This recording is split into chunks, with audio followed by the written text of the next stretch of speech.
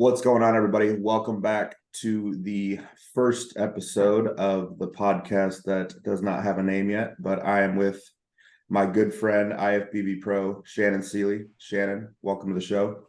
Thank you. I'm excited to start this segment with you. I think it's going to be very insightful for a lot of the listeners here. Yeah, so last week we kind of did a podcast together, just going over you turning pro, your history, how you got to get into bodybuilding and, climb your way up the ranks. So from that, this idea spawned that we would create a female segment with content dedicated more towards the females. It's been something we've wanted to add to Muscle Media Network for a while. It's just been a matter of finding the right female who's,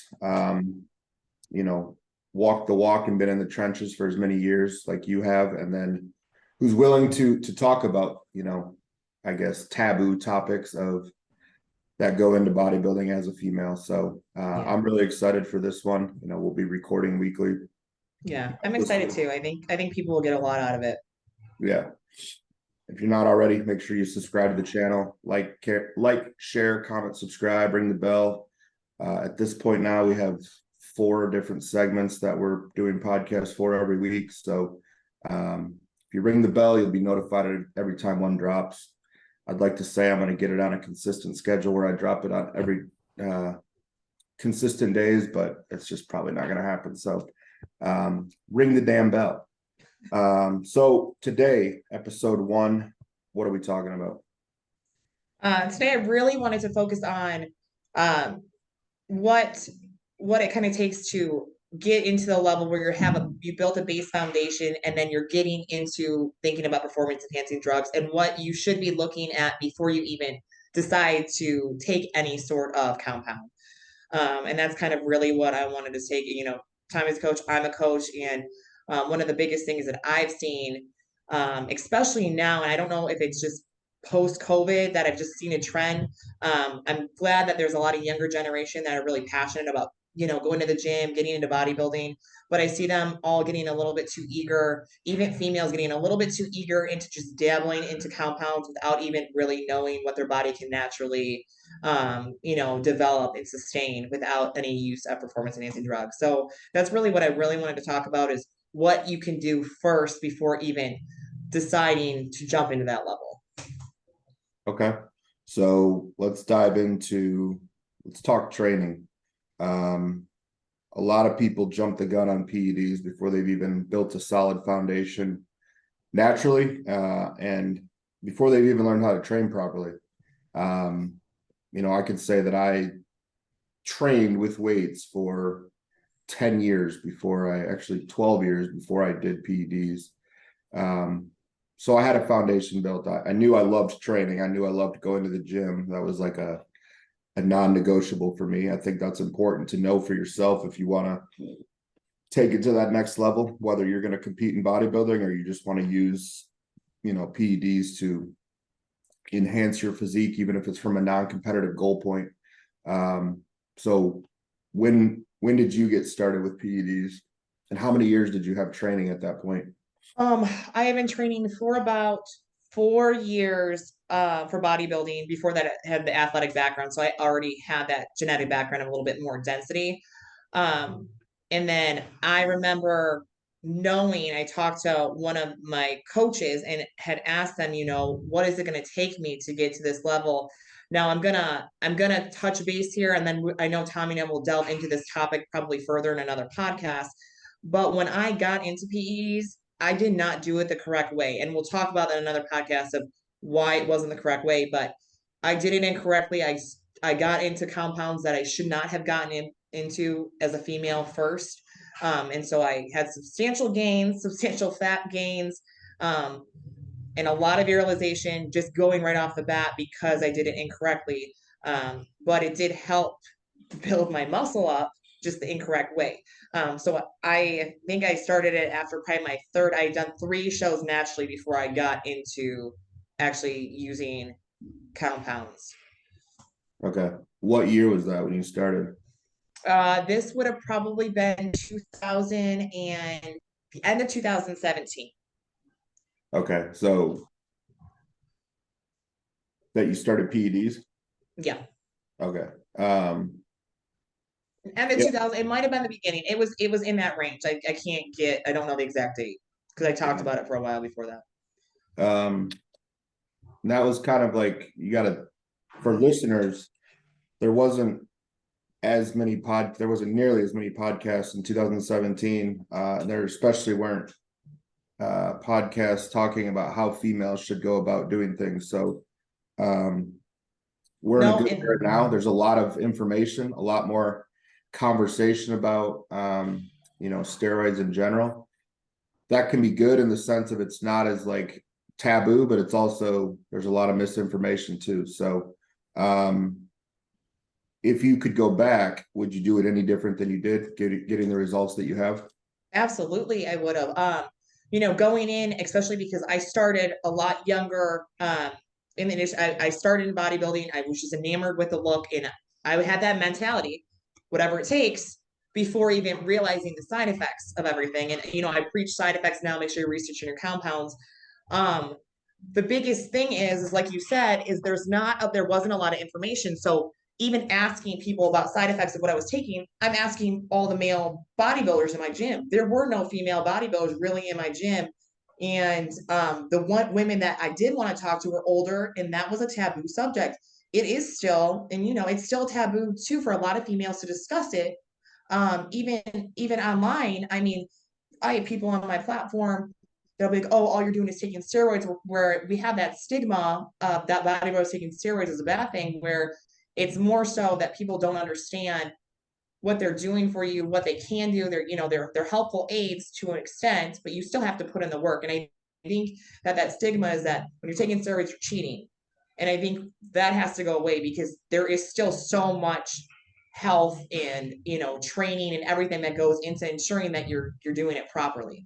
And like you said, just I mean, the way that bodybuilding even has developed in the past 5 to 10 years is phenomenal, even for the female perspective. I mean, when I first started competing, women's physique was so very small. Even women's bodybuilding, you'd have one or two competitors per show, where now you see these national shows where you see 3, 4, 5 call outs for classes, even at the larger shows, which is very impressive from a standpoint for females, because back in the day, we were just kind of, just the outliers.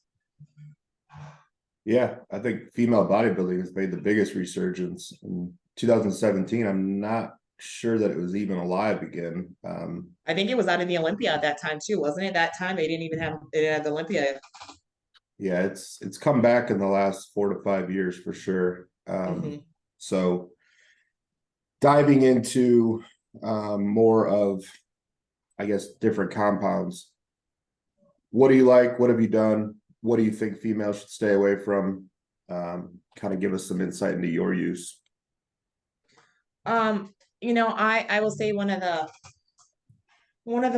compounds that you really hear thrown around as oxyandrolone or anavar, and that's usually one of the most common ones that us females will start with. It has a lower androgenic um, amount in it compared to like a normal testosterone. It is still testosterone based, but it has the lower virilization effects. That is probably my go-to.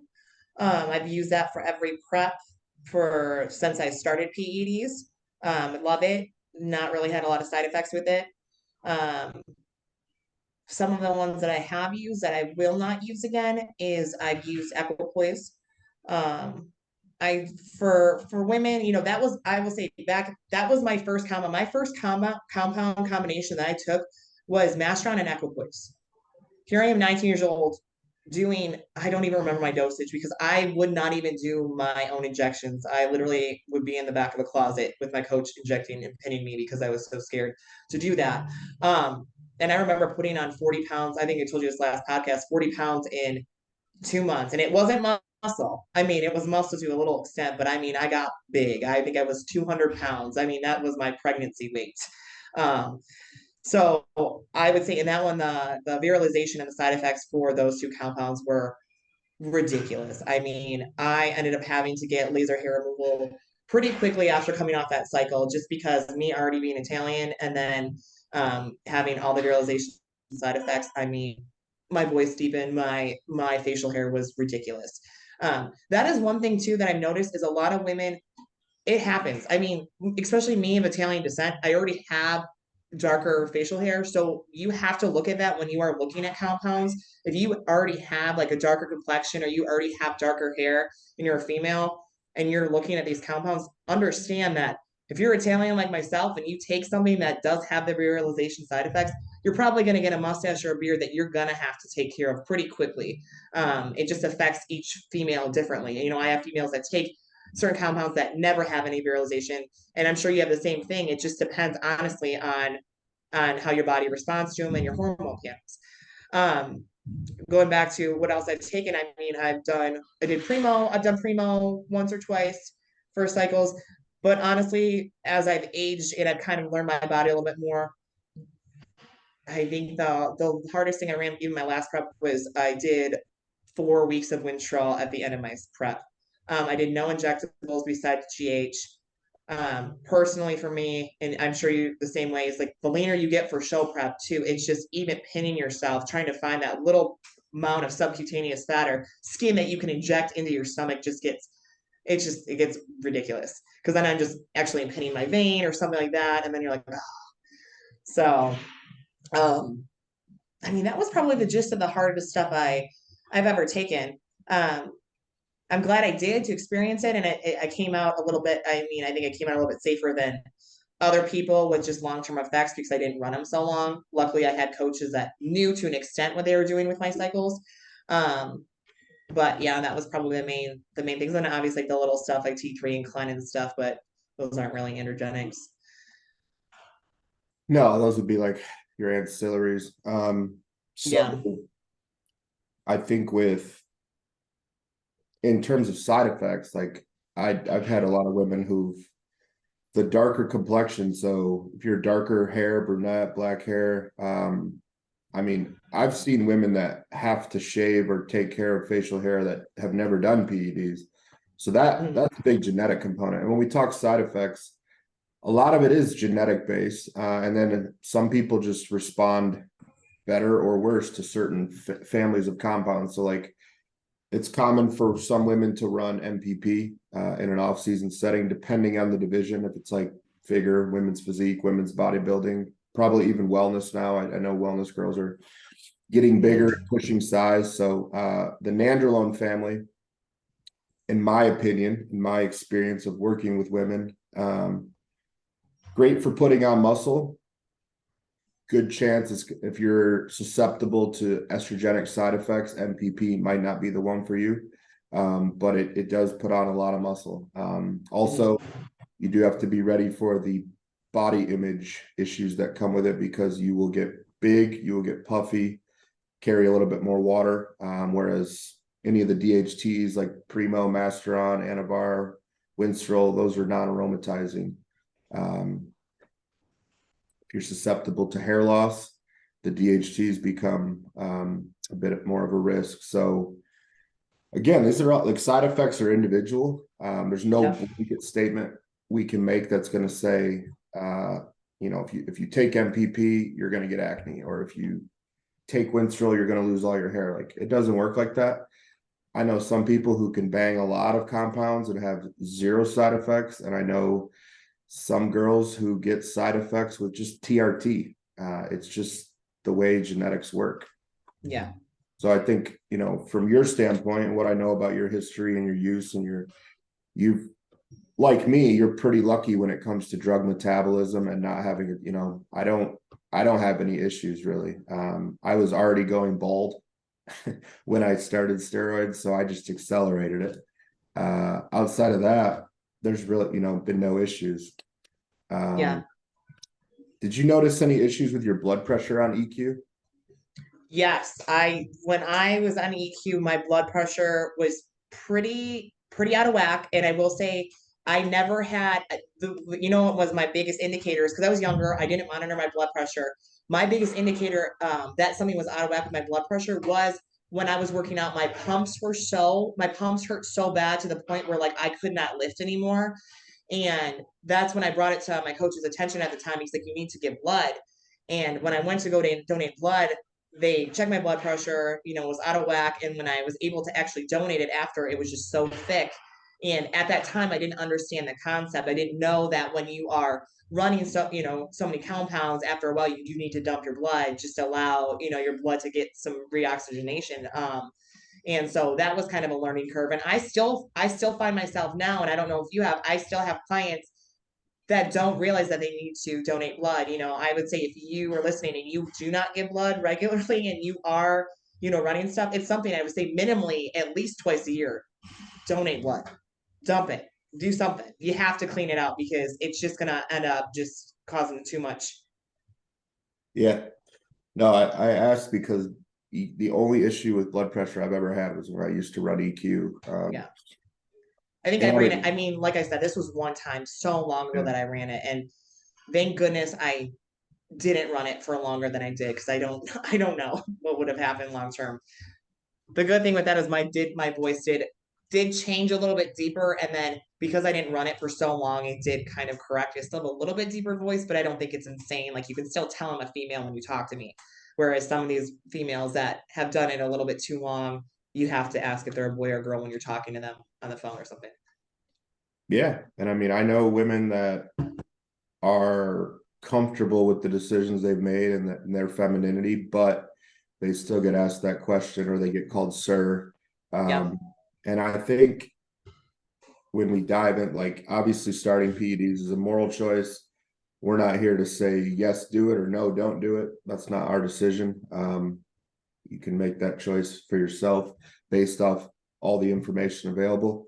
For me, when I decided, it wasn't like a long him and haw process. It was, I did a show naturally. I had been bodybuilding for a while. I felt that to go further, this is what I needed to do. And it was an easy choice. I didn't feel like cheating was involved, or I didn't feel bad about, like, I never had a second thought. So maybe if you are on the fence for a really long time about it, maybe that's a sign that it might not be for you, because I knew what I was taking on. I knew that I knew enough at the time that I would probably be on some sort of hormone replacement the rest of my life because of this decision that I was making then, 8 years ago. And I was okay with that. That to me wasn't like a negative. So I think if you use PEDs long enough as a female, depending on how your use goes, you're probably committing yourself to being on some sort of TRT replacement.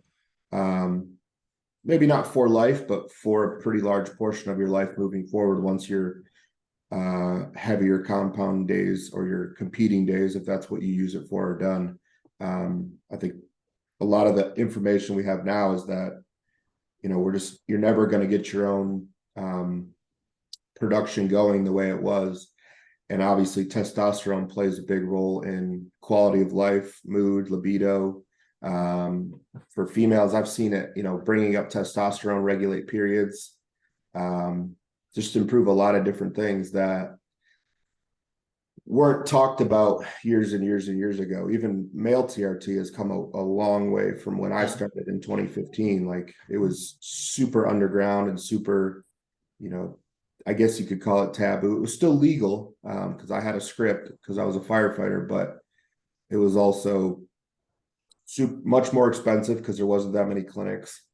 And now you could argue there's too many clinics because there's conflicting doses and compounds, and you get some shady clinics. Just like any industry, when there's money to be made, it can get pretty wild. So where I'm going with all this is, I think it's important for females to hear that we talk about side effects, especially from your perspective, because you are a female, but also,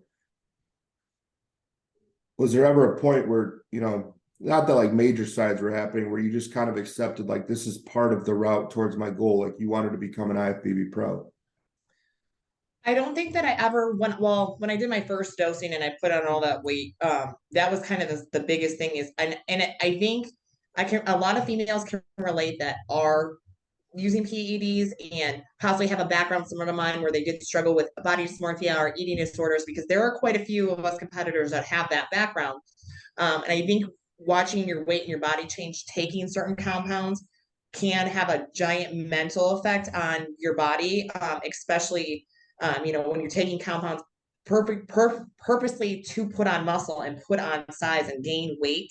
That can also be pretty hard because even if you stop taking it, you've already put the muscle on, you've already started developing, your larger muscles, which in turn, larger bone density, all that stuff kind of gets a little bit enlarged. And there's not really, it's kind of like a permanent thing. It's really hard to lose muscle once you gain it in. And I think having that off season, that first off season after running PEDs and coming off my cycle and realizing, oh shit, I'm just gonna be a thick chick now. Even in my off season, your body, I mean, you could even be like lean and watch your weight, but you have so much muscle now, you are gonna be that thick fit.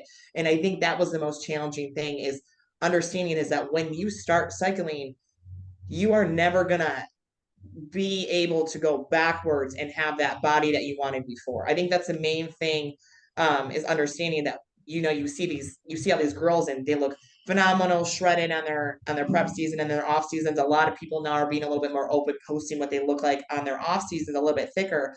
And we get thick. Some of these girls, I mean, I've seen some of these girls, their stage weights are 150, 160, and they're pushing 200, 210 in their off season.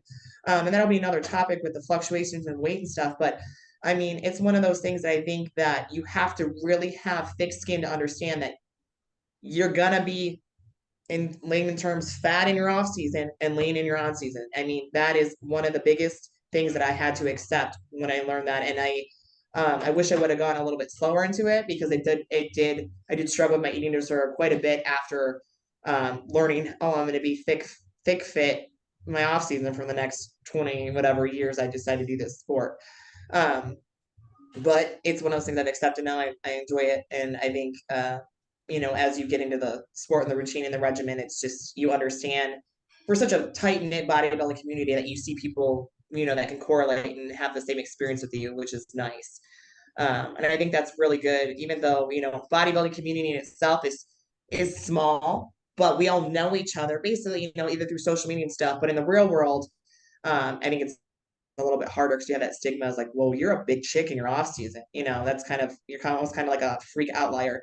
And I think that's the hardest thing for us females compared to males is you guys can look, I mean, males already have that stigma. Bodybuilders have the muscle, they're thicker, they can be lean and then they can be ripped and they can be fat in their off season or whatever, and nobody's going to judge them. But us females, when we have a certain look or aesthetic that we're putting on, it's almost like, oh, well, how much stuff did you have to take to get that big? Or, oh, it's never, we're very underappreciated, undervalued for our work. I even see that too with my size, even in my off season, people are like, well, what gear are you running? That's the first thing that most people come out of their mouth. Well, how many steroids are you taking? Really? And I'm sure many of the females listening can relate to that because it's almost like our hard work and work ethic go out the door and people just see a muscular chick and be like, oh, well, she's just taking stuff. Um, but I wanna touch base. I want to turn around a little bit and go back just a little bit that even before you even commit to taking a performance enhancing drug, you have to have certain things that are aligned because people sometimes think that taking X, Y, and Z compounds are just magic drugs. They're going to be like, oh, hey, I want to put on size. I'm just going to start running this cycle and boom, it's going to be amazing. I've seen people take stuff in the gym that should have no reason to be even taking stuff because they maybe are at a BMI of 42% and training like shit. And they're, oh, I'm running tests and CRT and all this stuff. Well, and my first question is why? You don't even have your base foundation laid out. And this is the most important thing I tell people is when you are going to commit to a PED, my first thing I always ask people is, how is your nutrition? How is your training? How long have you been training? What is your consistency look like? I mean, have you been following a diet for 2 weeks, 2 years, 12 years? I mean, that is one of the biggest things is you can't just start taking stuff and expect these perfect results when you haven't even put in the work. Especially nowadays, I have some amazing natural athletes that I've seen what they can do to their bodies naturally without putting any shit in their body. And it is so impressive. So I always tell people like, you got to give yourself a timeline. You can't just jump into bodybuilding and say, I want to be a bodybuilder and start taking shit and 2 months later. No, I agree. You need a base, you need a foundation. You need to know that you love training first and foremost. In my opinion, training is the catalyst that people then pursue bodybuilding.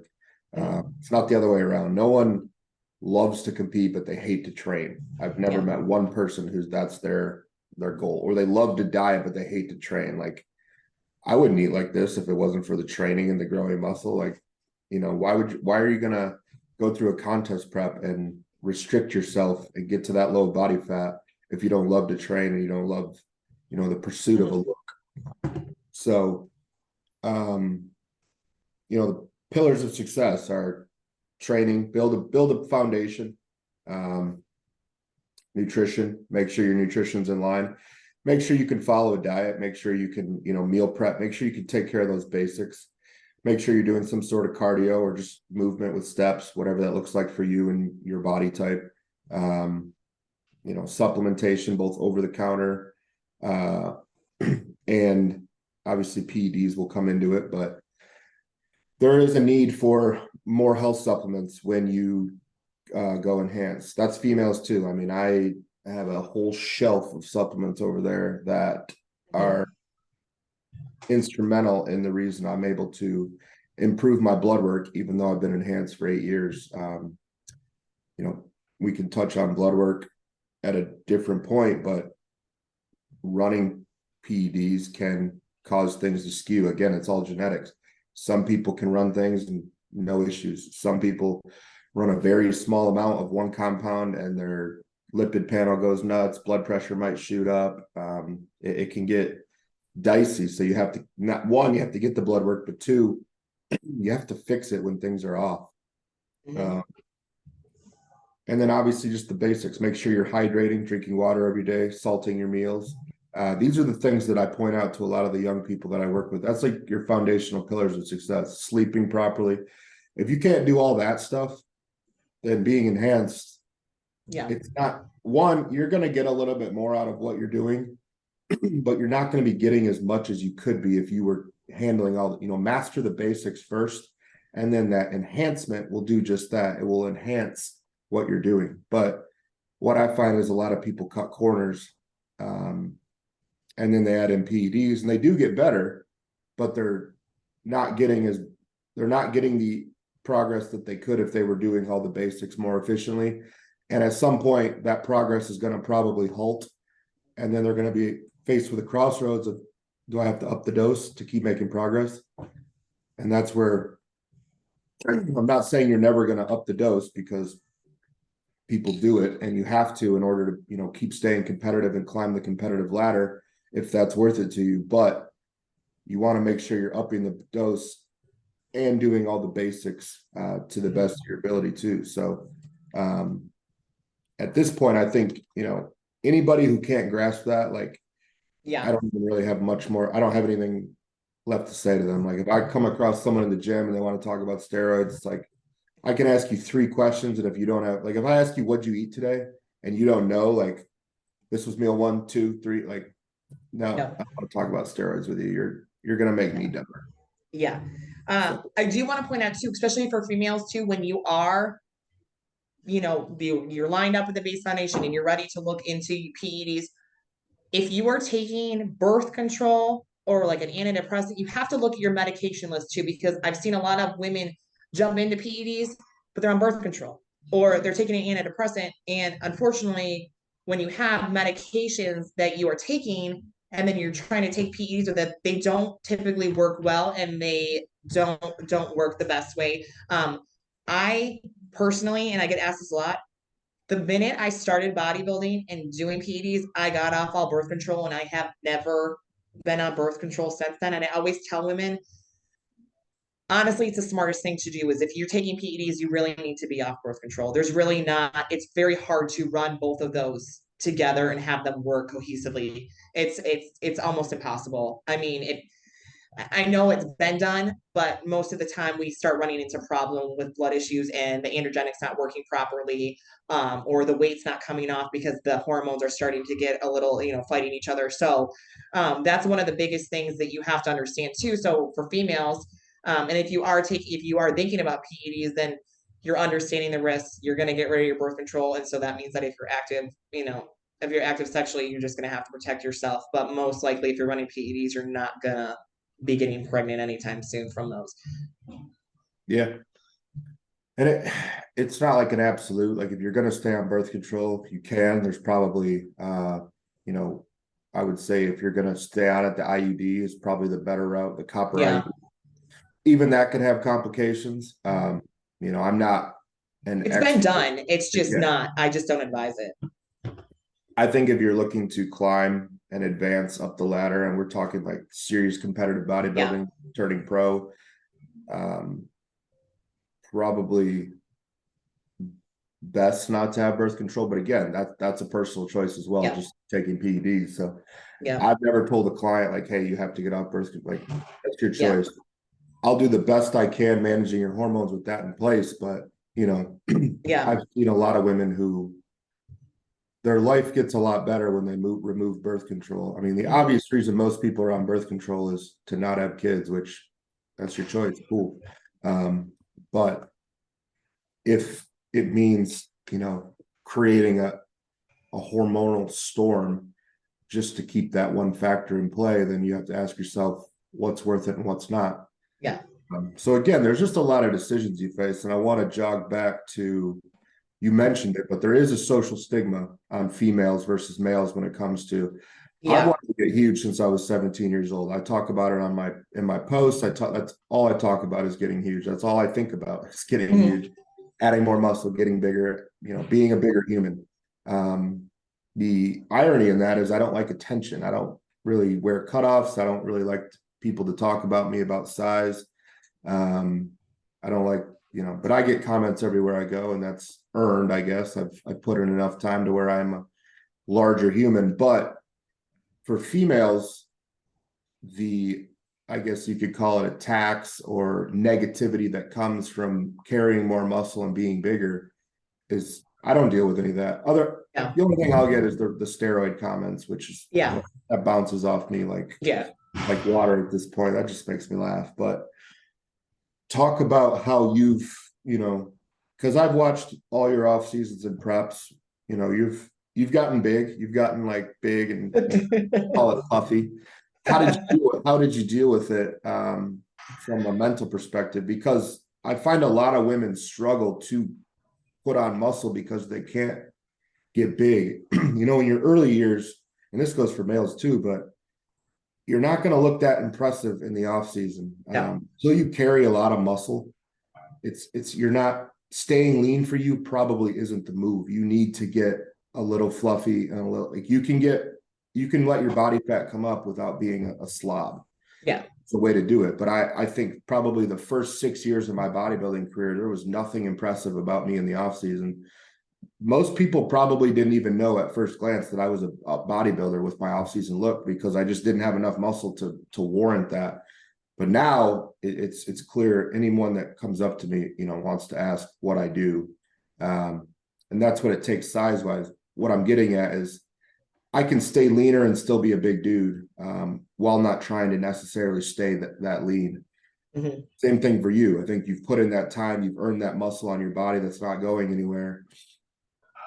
Everyone that sees you off season or one day out, they know that you're some sort of strength athlete, competitor. Yeah.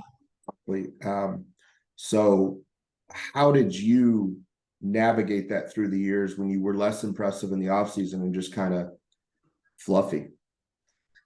For the first, and for the first couple years, I mean, it was, I'm not even gonna lie, it was hell putting on the weight, getting big, and especially, I think the biggest thing too is people understand is when you do your first show, the importance of a reverse rebound diet. And we've all made this mistake. I've made this mistake. I'm sure you have. My first show after, I didn't follow any rebound. I put on 36 pounds in a week. I'm not joking. Yes, it's possible. It's not all fat, it's a lot of water, but my body just blew up. And it is a lot harder getting that off than anything. And so that was, I mean, that was my struggle for the first, I think 3 or 4 shows, was just not having a proper rebound. So my off seasons were so sloppy because I already went right into this, put on 40 pounds post show, and then I still had to put on weight and eat more carbs and fats and put on muscle. So I was a very, very sloppy 180, 200 pounds at 5'5". And I mean, now I'm 170 in my off season. So I mean 180 sloppy, which means I didn't have the muscle density. I was pretty fat. Let's just say it that way. It was a struggle. It was a struggle. I lived a lot off layers. I was a very layered person where I would just wear like lots of layers. So, I just would just take them off and be like, oh, I'm just wearing a lot of shirts. I'm just, I think the biggest thing is, especially my family didn't see me a lot around. So my grandma would be like, oh, you're eating a lot of Christmas cookies, or she'd just make a comment like like that. Um, because people don't understand the fluctuations of weight for bodybuilding. And my family still struggles, I think, understanding, hey, why are you so lean right now? And why do you get so thick in your off season? Where it's just, I'm done explaining it. It's just kind of one of those things. But it really is a struggle. I think most importantly is when the females understand, like, you're putting on the weight. And then the biggest thing is when you realize that the clothes you wore in high school, you're never going to fit into again. Let's be honest. Our quads are going to get bigger.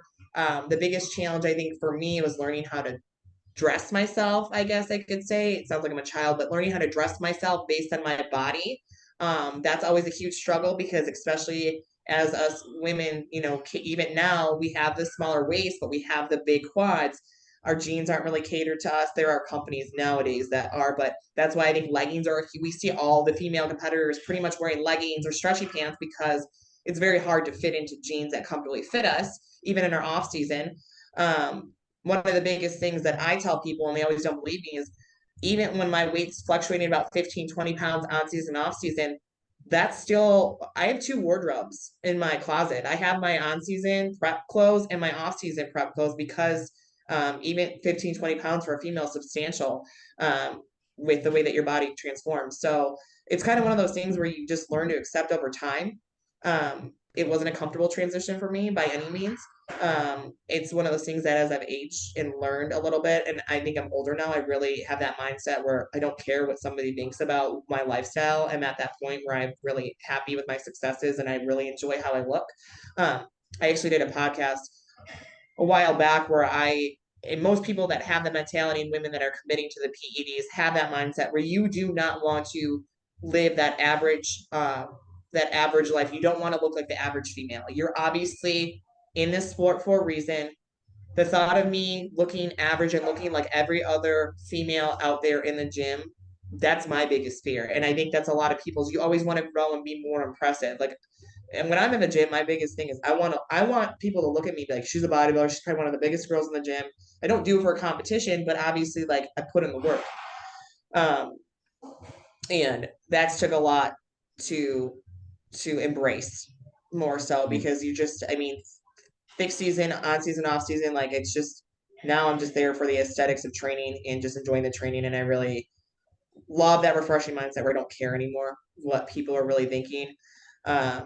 I mean, we could go on and on. I've talked to so many girls that I'm kind of getting off subject here, but I do remember like going to shows and talking to girls backstage, and it was nice because we could correlate and be like, oh my gosh, it's so nice to be able to go with you out in the lobby and someone's not staring at me and my biceps because there's 7 of us all together, or we don't look like freaks because I'm not here walking and doing my cardio and no one's staring at me. There's 12 of us together. And I like that camaraderie to that extent because it's nice when you see the bodybuilding shows, we're all together. So we don't look like outliers, but when we all go back to our homes, we're probably the only bodybuilder probably in the city, or 1 or 2 of us. So it's kind of like you're the outlier, you're the freak that people are going to know who you are. And probably they're going to be like, oh, she's the bodybuilder that takes steroids, or she's, X, Y, and Z. Where over time you just say, hey, you got to have thick skin. At the end of the day, you got to have thick skin, especially if you're a female in the sport, because you can be the juiciest, ripest peach on the tree. Somebody's still not going to like peaches, and they're going to let you know that. Yeah, no, I'm glad you said that because that is what it takes. Even for the males, but definitely more for the females. So yeah. I've had that conversation with numerous females in the off season to where I always flip it back on them. It's like, if you want to stop growing because you're uncomfortable with how you look, we can, but ultimately it's going to take you longer to get to what you said your goal is. Sometimes some will hear that and they're like, fuck that, I'm going to push through. Sometimes others just haven't developed the mentality, maybe they never will, to say, fuck it, I'm heavy, I'm fluffy, this is what it takes, and they're gonna stay in that place. Yeah. I even deal with younger males that struggle to get heavy because, maybe girls aren't looking their way as much when they're younger and their face is fat, and it's all, these are all components of bodybuilding. And whether you're enhanced or not, I mean, if you want to put on muscle, you got to get bigger. That's Yeah. all there is to it. That's where females and males are the same. The process of adding muscle doesn't change gender to gender.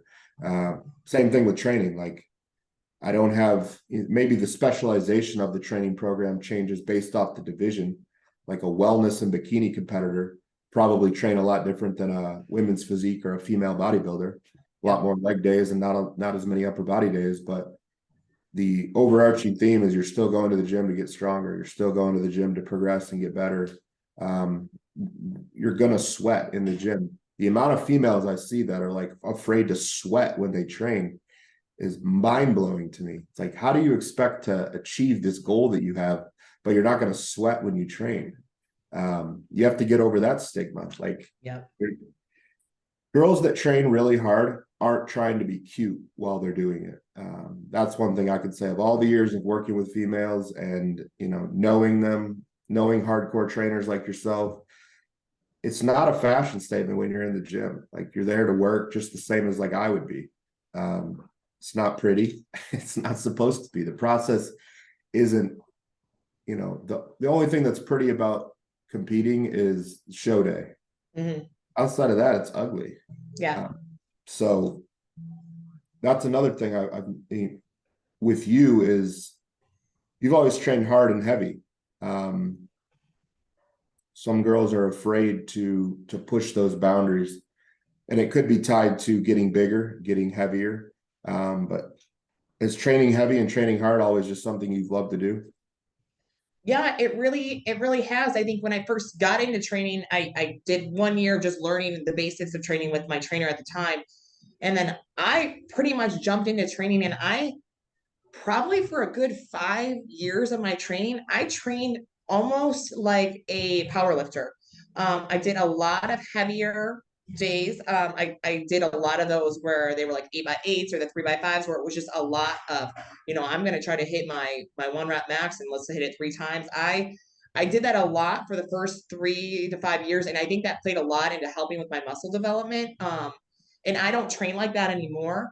But I think it played a huge key role in how my body is shaped now, by all means. I will say, like, going back with you said with like women being afraid to be bulky, this is funny because this just happened to me. Is I literally had a new client come in that wanted to train with me, and she goes, I don't want to look like you. I don't want to put on the mask. And I'm in my head, I'm insulted, but like it's the business. I get it. People, it's just a stigma of being a bodybuilder, but like people do not understand what it takes to build the muscle for a female. The biggest thing that I see is I just don't lift heavies. Women don't want to lift heavy because they're automatically afraid they're going to get bulky. What I always tell them, like, well, are you eating to get bulky? I was like, are you eat? That's the first thing. I'm like, well, are you eating 200 grams of protein a day? Well, no. I'm like, so you're absolutely not going to get bulky from doing 100-pound squats. It's hard, and I always tell this to women too: is you have to eat for your goals as well as train for your goals. If you're training really heavy, but you're eating 80 grams of protein a day and you're eating 400 grams of carbs, you're not really going to put on a substantial amount of muscle in order to achieve that, growing solid muscle. So I always tell people, like, you can't get bulky from training hard unless you're eating purposely to put on the muscle to train hard. And I think that's where those lines get skewed. Is I would say people can train super hard, but if you're not eating to properly fuel those goals, it's not going to work. I mean, I have a lady in here, or not a lady, I have a guy in here that's training for his first bodybuilding show with somebody, and he's on keto for his off season. And I'm just like, why are you on keto? It's one of those things too, is make sure when you're looking at your coach, when you are looking at PEDs or hiring a coach or jumping into the sport itself, make sure that you're with somebody who knows how to build muscle and knows the diet aspects of it. Because I've never met a coach where it's like, hey, I'm going to make sure you have an 8-pack your entire off season. That I will make sure that you stay super lean, because this, for some reason, that's the new generation thing where it's like, I want to put on muscle, but I want to make sure that I have my 8 or 10 pack. Well, that's not how it works. And I think that has to be out of the way. Girls, when you have your off season for the first couple of years, you're not going to have your abs. They're going to disappear. The same with men. If you do, realistically, you're probably not eating enough. You'll see, like somebody like me, yes, I do have my abs, my abs, but they're thick, they're fluffy. I mean, they're there, but it's just because I've developed the muscle that, I mean, it would take a lot of fat to cover those up now. And it's over time, like you said, like it's just the muscle maturity, the training, the muscle development. For the first couple of years, you're not going to look like that in your off season. You're going to look like a fluffy blob. And that's what it is. And you have to embrace that. You have to embrace that and I think you did a whole post on it. You have to be uncomfortable. I don't know how you word it. You word it really well, where you have to be uncomfortable to get comfortable. I don't know. In the words of you. Yeah, I have shared my journey in reverse to where I post what I look like in my off season this year, and then I'll do one post per year all the way back, and you can swipe. And obviously you got to do a little bit of work on Instagram to see that whole post, but I think a lot of people see where people are at this point of their journey, pros all the way down to top amateurs, but they don't see the work that they did to get there. They don't watch the story in reverse. And maybe they just found this, maybe someone just started following me yesterday. They didn't know me in 2015 when I was like, eating everything I could to try to get to 200 pounds for the first time. Like they didn't see that version of me. So like, maybe I was that person that they are now. But now I'm up here because, I can walk around at 260 and I have abs and muscles year round, that show. And, I look like a bodybuilder year round is what I'm getting at. So I think you have to watch people's journeys in reverse too. If Absolutely. you find someone new that you relate to, scroll on their Instagram for a while. We've been posting for years.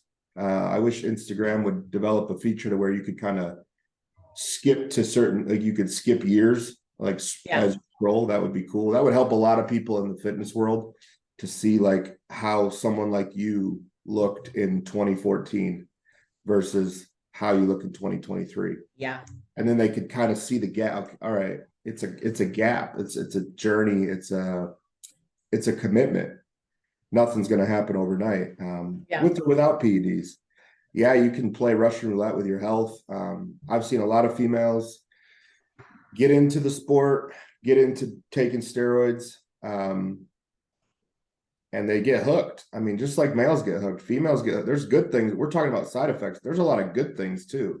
Absolutely. Like the pumps, the way you look, the way you feel. Like it's hard to let that go and come off. Like very hard for both genders. And I always see this get misconstrued of like that females don't love being on PEDs or have the addictive mindset towards them just like men, but they do. And I think that is something to tackle as well. Like you have to be able to come off and spend time off to minimize virilization and long-term side effects. That requires a decision in the moment of like, and you might not like yourself when you're off. I don't like being on TRT for prolonged periods of time. I mean, I know it's necessary, but it's basically, Superman taking his cape off. I don't have that copious amounts of hormones pumping through my body while I train or while I live my life. It is kind of like it's a step down, and you have to accept that. Both genders do. Well, especially for females too, like coming off them, like you need to allow your body to reset. You need to allow yourself to have a menstrual cycle again. You need to let, especially for females, like your body has to come off everything. I mean, that's just a normal. We just need to make sure with us and our estrogen levels, and it's just suppressed for so long. Your body needs to release that and get back to building it, because if you don't, I mean, I know people who do, clenbuterol their entire on season and off season, and then you're seeing the IGF fractions in their heart, and you're seeing people now, all these younger people having the heart issues. It's to the point where it's like we see the social media has been a blessing, but it's also been detrimental because people see these competitors 24/7 on season, off season, and they don't know what they're doing. You know, these competitors aren't honest and be like, well, why do you have an 8-pack when you're 7 months into your off season? When realistically you should look a little softer, you should be training a little bit harder. And I always tell people that Instagram is a highlight reel. We post what we want people to see, and it's not, you don't see the unglamorous shots. So that's one of the things I always tell people is like, you really need to be smart with your off season, and you should not expect to be stage lean. I've known quite a few people who've tried to pursue and continue trying to keep that stage lean. And what ends up happening is we see the body's just starting to the point where it's so starved, it starts eating away the muscle. And then that's when we really start seeing everything just kind of fall apart, your long-term health. And we see these long-term health issues where then people are having heart issues, or they're not able to train properly, or they're just constantly smelling like ammonia because their body literally cannot get the nutrients they need because you're not feeling it right. You're just living off salad and your chicken. Yeah, I mean, there's probably women we both know that have gassed it hard for a few years straight, Yeah. right out the gate. And maybe you get away with that, maybe you don't. Usually you Yeah. don't. At some point, it catches up, whether it be thyroid, whether it be blood work, whether it be virilized, whether it be like it was a girl who started really feminine and 3 years later, she's not that feminine and it's very noticeable. Again, personal choices, do your thing, but understand if the goal is to turn pro, to have a pro career, to do anything long term, you can't use all your tools at once. Right. There does have to be a climb. That being said, and this is something I have to point out to a lot of females, if you're not willing to push the limits and find what too far might be, you're probably never going to take it very far. And that's just being real. That's the same for males too. Like, I've done large amounts of gear, and I probably will continue to, based off what my goals are.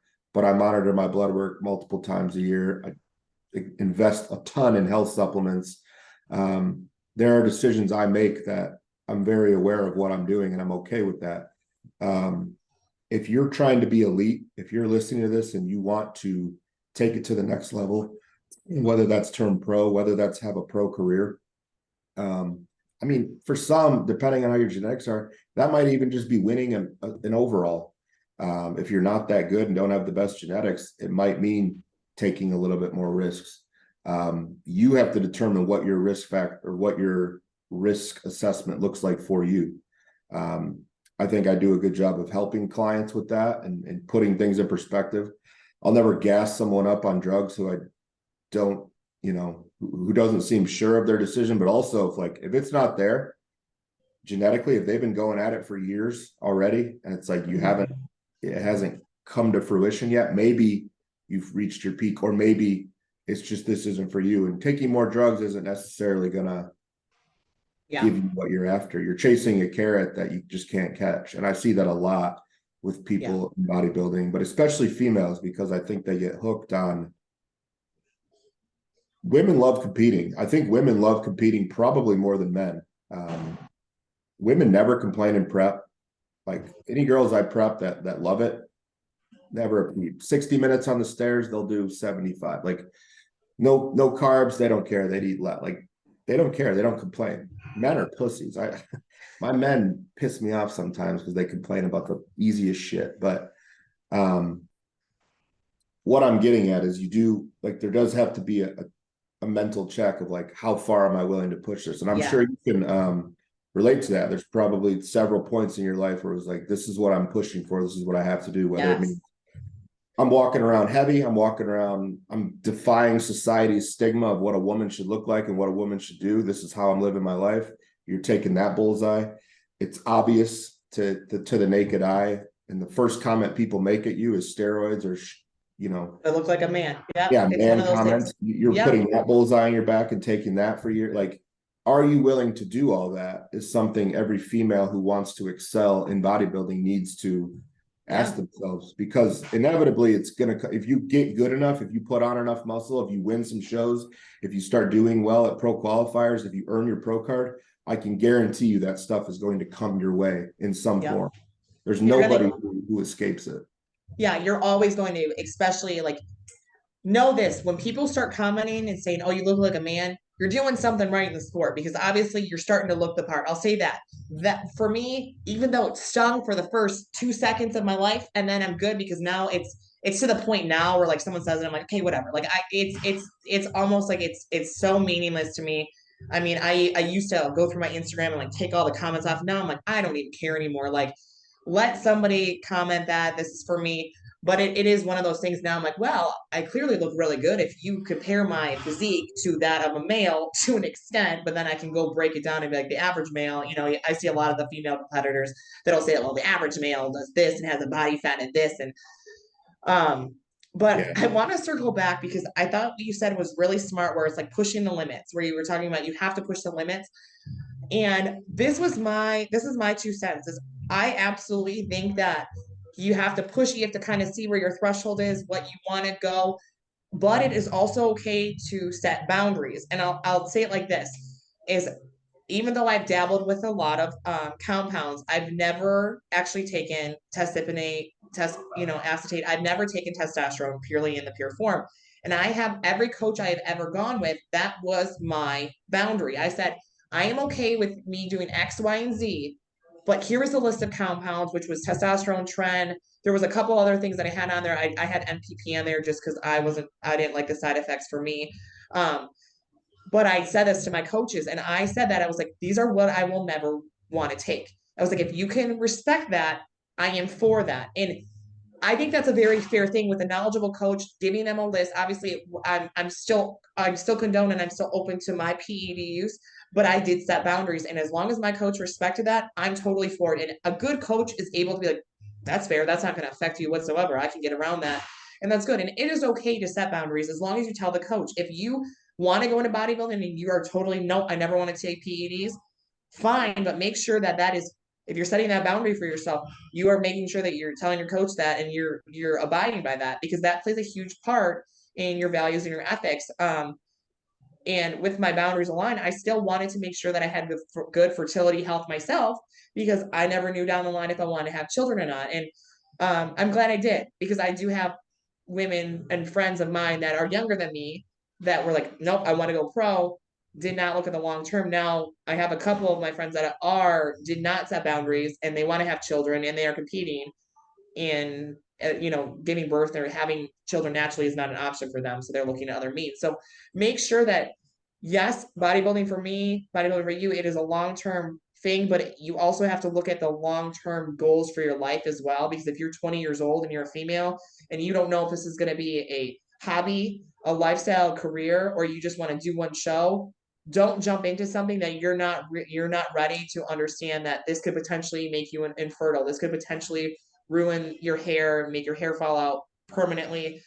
There are a lot of side effects that you have to look at, especially the younger you are, because obviously when you're 20 years old, most people don't know if they want to have a baby or not, or they want to have a family. So it's one of those things that you have to keep that in the back of your mind, because you don't want to be 30 years old and be like, oh, I want to have a baby. Oh shit, I can't, because I literally blew out my entire fertility from taking X, Y, and Z. Yeah. And that's why, we're talking about it, just bringing awareness to the all-encompassing decisions that go into it. I think setting boundaries is a great advice for females, because that will kind of let you know what kind of coach you're dealing with too. Mm-hmm. Like if they can respect the boundaries, then they're for you and for your health. There are coaches who will push females hard in order to pad their stat line and get success. And I'm not saying that happens a lot. There's dozens of good coaches that I can name, but they are out there because the coaching industry is saturated. Yeah. There's a lot of people coaching people and telling girls to take PEDs who have no business telling anybody to take PEDs, let alone females. And then when we talk about sourcing and making sure your shit's real, that's a whole different topic. Yeah, we need to talk Huge, about that, and then proper coaching etiquette too. What's huge, okay as coaches and what's not okay as coaches. yeah, hugely important. I mean, in general, if a female communicates something to me that she's noticing side effect wise while we're on a cycle, I just put it back on them. I say, we can remove the compound altogether, or we can cut the dose in half, see if the side effects minimize. But I think one point, like, there is no way to run steroids without any sort of side effects. Right. There's something that's Right. going to happen. The degree of the side effects person A experiences might be vastly different than person B. And that's just, you can't go off like, I get this a lot because a girl will come to me, well, my friend took Anavar, I want to take that. It's like, what was Anavar like for her? Was it even real Anavar? How much did she take? How long did she take it? Did she lose her period? Does she have a period back after taking it? Like, these are all important things to understand for yourself. And you can't just compare, like, that's why I laugh when people say like Anavar is a girl drug. Like, I take Anavar in my preps. It's a great compound. And if you know what it's for, from a medical standpoint, not just bodybuilding, like, it's given to like people with AIDS, people with burn victims, younger people who are struggling to put on enough muscle going through puberty.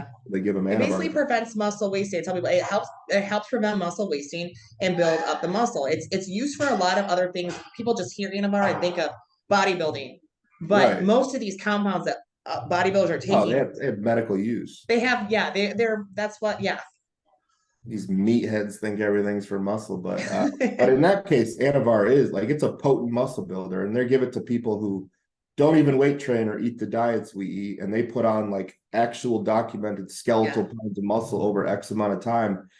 So when you look at that aspect, like, Anavar works, it works very well. Less is more, and you can go up. If you start low, there is room to go up, but if you start high, you've kind of set yourself into a weird mental trap of, you're going to think more and more and more once you hit a plateau. And that's where you're going to start running into like some long-term damage, some irreversible side effects when we talk virilization. And the storm gets a lot stormier if you're running it that way. But did you have anything? Go ahead. Well, what you said about like making sure that, your gear is real, that's a huge thing. Back in the day when you and I first started, most of the stuff that we got was underground, and I didn't test my stuff when I first got it. I'm gonna be honest, I didn't even know that was a thing. And then actually, getting into HRT was like, oh shit, you can test your stuff. And now I always tell people that is one of the biggest things. You need to test your stuff. If you are getting it underground, they sell test kits on Amazon. They sell them online everywhere, because I have seen women who are getting Anavar and it ends up being T-ball, or it ends up being something where you are getting such bad side effects. And that's where I think that's why stigma comes along. Because when I have females like, oh, I took Anavar and this happened, I'm like, well, that's not really typically a side effect from Anavar. Are you sure you took it? Well, yeah, it said Anavar. Did you test your product? I even tell this to some people who get it underground. So I'm like, you need to test your stuff, because, for example, I had a client of mine who was getting his underground. It was cut with baking soda, and he was wondering why he was getting so bloated. And I'm like, you need to test this. Like, it does not make you bloat to the point where your stomach is so distended. I was like, they're cutting with something. No, they're not. Sure enough, did the kit, and then he broke it down, and it was primarily baking soda. So it's just shit like that, because you get these people too on the forums. This is the biggest thing. I'm going to say this. Do not go on a random ass forum and click on the link that somebody says, here, you can get your stuff from here. Because 99% of the time, it's just fake stuff. It's fake stuff, or it's somebody brewing stuff out of their mom's basement that just wants to make a couple bucks. They don't care what you're putting in their body. They don't care what kills you. They just want the cash. All right. I've made that mistake. I bought stuff that was just apricot oil, and I'm just doing injections, and I'm just getting welts the size of baseballs. And I'm like, this stuff is not right. And why do I smell like an apricot the whole time? So it's just, you have to, with this day and age, there should be no reason, whether you're going through an HRT clinic, which those should have the profiles on them in the lab results. But if you're getting an off thing, there are ways to test your products to make sure that it's legit. even it doesn't matter if it's oral or liquid or injectable, you can test all of them. And that's the biggest thing. If you're gonna do the cheap way and get it underground, make sure you're getting what you're paying for, because you don't want to take the wrong thing. Yeah, that's half the battle is, we can't tell you how to go about getting things. There's a legal component to it. So we're not telling you to take steroids. This is not a Just an medical advice. informational discussion. Yeah, this is just for comedy. Outside of PEDs and getting, I guess, getting fluffy as a female and putting on muscle, was there anything else you wanted to touch on today? We covered a lot today. We covered a lot more than I thought that I wanted to, because I think we could have had a individual conversation or individual podcast with everything. I think let's leave it at that today. There's a lot of information, I think, especially for females. And like I said, there's a lot of stuff that we still want to touch base on and talk about. And this was kind of like our first time just figuring out what we wanted to discuss. And I think the biggest takeaway is just building that foundation, setting boundaries, testing your stuff, embracing that the first couple of years of your off season, you're not going to look like a bodybuilder. And if someone says you look like a man, then you're freaking doing a great job. Yeah, I mean, if your musculature is rivaling that of a man, then take that as a compliment. Obviously, I'm a man telling you that, so take it from her more than me. But yeah, like, share, comment, subscribe. Any questions you guys have for future episodes, drop them in the comments below. If you would like to be anonymous and you have something personal to you, you can DM one of us, and we'll talk about it on the podcast if it fits whatever topic we're talking about. We'll do some Q&A episodes and stuff to give people a chance to kind of ask questions. Those are usually good episodes. Yeah. But outside of that, yeah, make sure you're following along. We'll be coming out every week. Shannon, how do people find you? Instagram, Shannon Spears. Yeah, all that will be in the box below. I'll put it in descriptions. But yeah, that's everything for today. So until next time, Shannon Seeley, Tommy Styles, Muscle Media Network, we're out of here.